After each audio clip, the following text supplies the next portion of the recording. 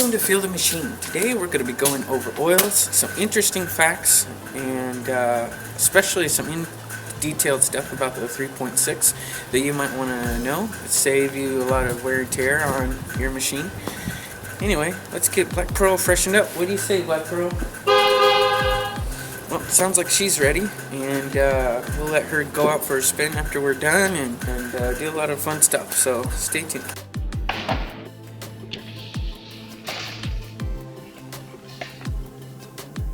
Alright guys, let's get started. First thing we're going to need is a 24mm 6-point socket.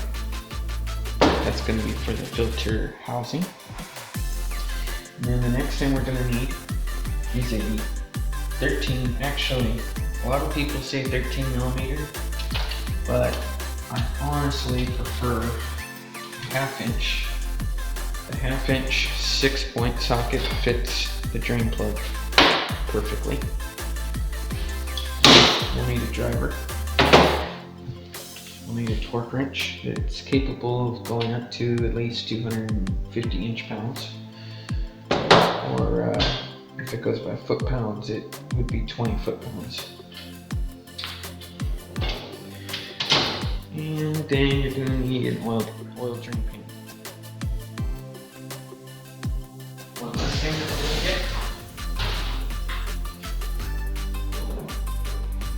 We're going to get one.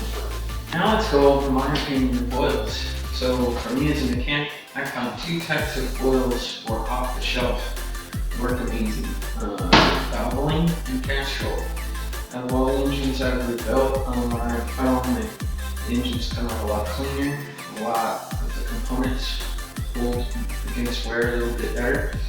And of course, what I use, since my engine's over 75,000, is I use, high mileage grade. And what that does is they put a little bit more additives to help your seals and, basic stuff like that. Now let's go over the oil filters.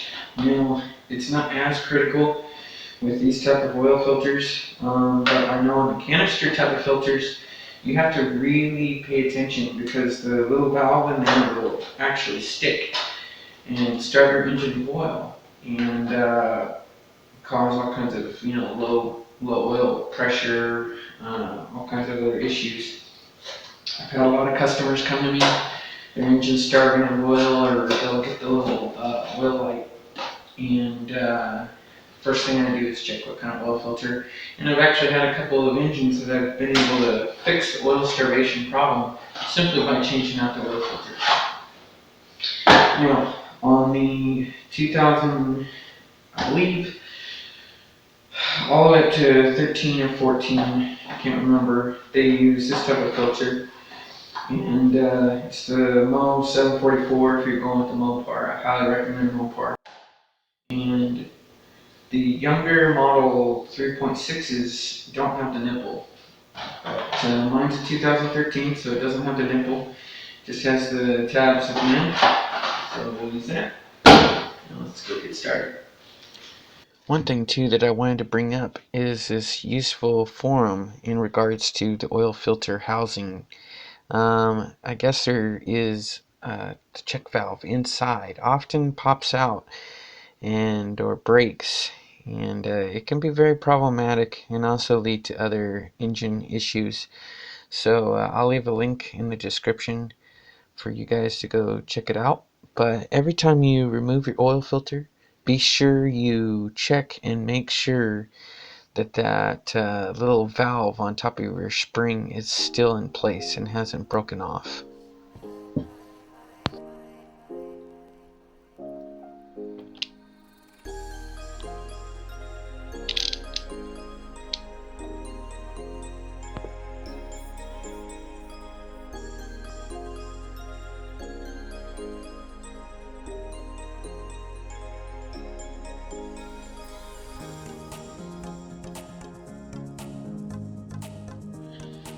Alright, once the oil stops dripping, clean everything. Good.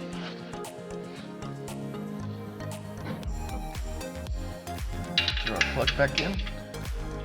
It's one of the first things I do as soon as the oil's done. don't forget. Now let's torque it. We've set it to 20 foot-pounds.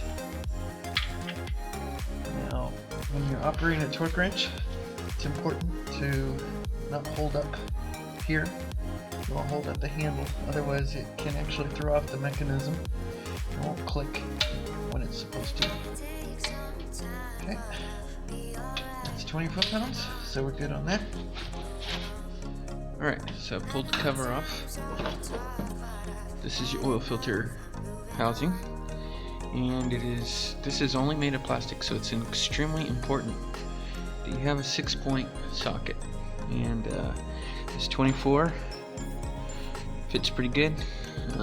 There might be a SAE size for it, but the 24 is the only 6-point I have. So we'll break that loose.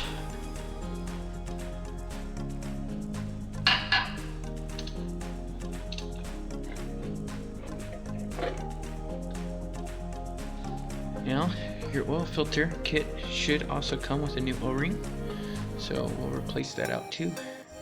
Notice that the tabs go toward the top, not the bottom. And make sure that that little valve on top of your spring is still in place and hasn't broken off.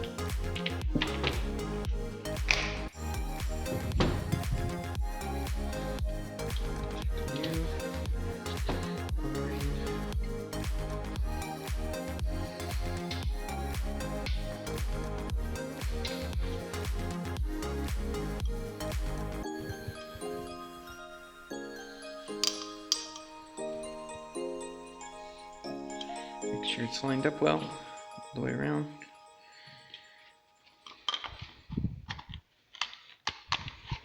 Try and kind of center it. Alright, ready to go back.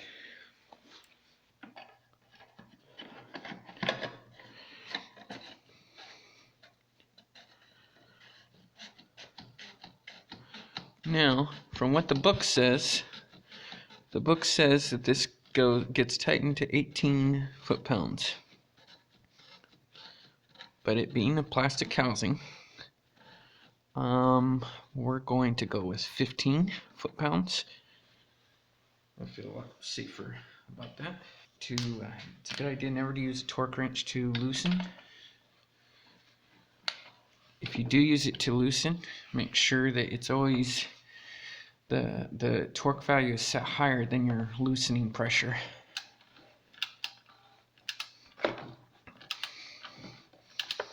Now on these torque wrenches, a lot of times the click is very subtle, so you gotta listen for it and try to feel it too in your hand.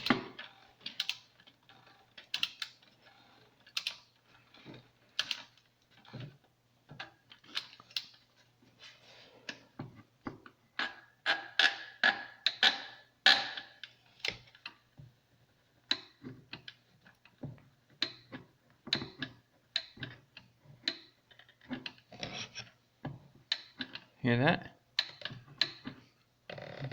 So that's all we need. I had to check it a few times because I couldn't tell if it was plastic creaking or if it was the torque wrench. It's such a low value on that big torque wrench. It's really easy to miss. So, alright. Now, let's fill her back up with oil.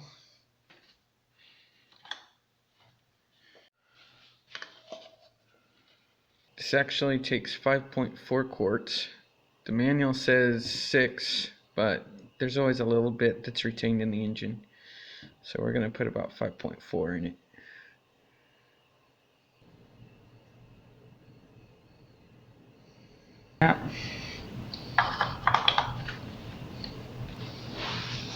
Make sure there's no oil that's spilled down. And reinstall your cover.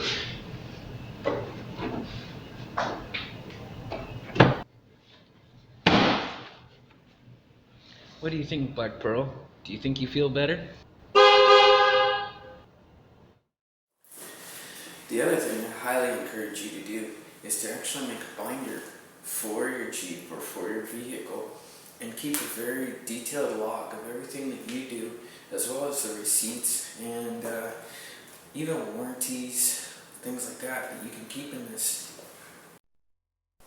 I can't even begin to tell you how useful this has been to me. This will really help you stay organized and keep track of exactly what your vehicle needs, as well as keeping track of warranties. I've had many clients that have come back to me even years later where a part may have failed prematurely, and I was able to return the part and get a full replacement for the customer completely free because I kept the warranties and kept the receipts. I'll even keep my titles, old registrations, any receipts, even for upgraded parts, just everything you can keep in here. And I keep it chronologically from the date that it was done. That really helps me keep track of everything. This is kind of a newer binder, as Black Pearl is pretty new, or new to me. But what I like to do is I get these clear sleeves, and I'll insert my log entries and receipts into these clear sleeves, and even put tabs on them for months or years or so forth. You can get really creative with it, but it saved me on numerous occasions on my clients and even my own personal vehicles. I have a 1998 Dodge Dakota. It's 23 years old, and it is just fully loaded logbook, and that has saved me on more than a dozen occasions. And especially when you plan on keeping a vehicle long term, this is a really good idea.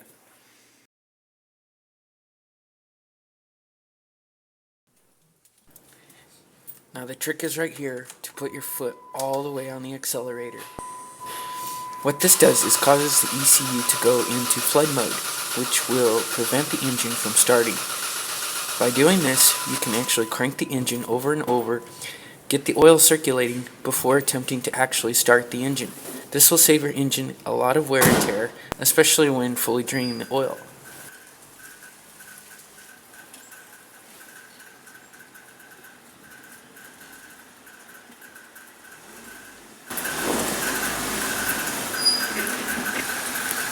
Oh, looks like Black Pearl is back from her warm-up. Now to go check her out.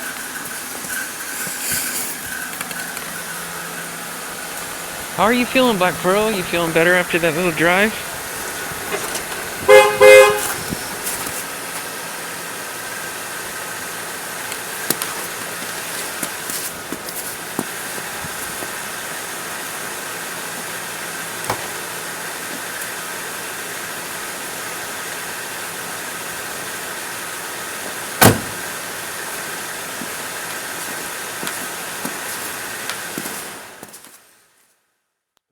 That I found full of really great Jeep enthusiasts. Their name is Awesome Jeeps for Autism. On their page, they have a lot of really awesome pics of their Jeep, along with different stories, builds, and a lot of different things. I found them to be a really cool group, and I think that Field of Machine really wants to be a part of what they do and what they're about. And Nick Dietrich, hope I'm saying that right, is the one who came up with the site, and greetings to him. And I just really appreciate this page, and I think more people need to get involved in their communities and bring more awareness to different people and different lives. So great reach out to Awesome Jeeps for Autism. Hope you can check them out.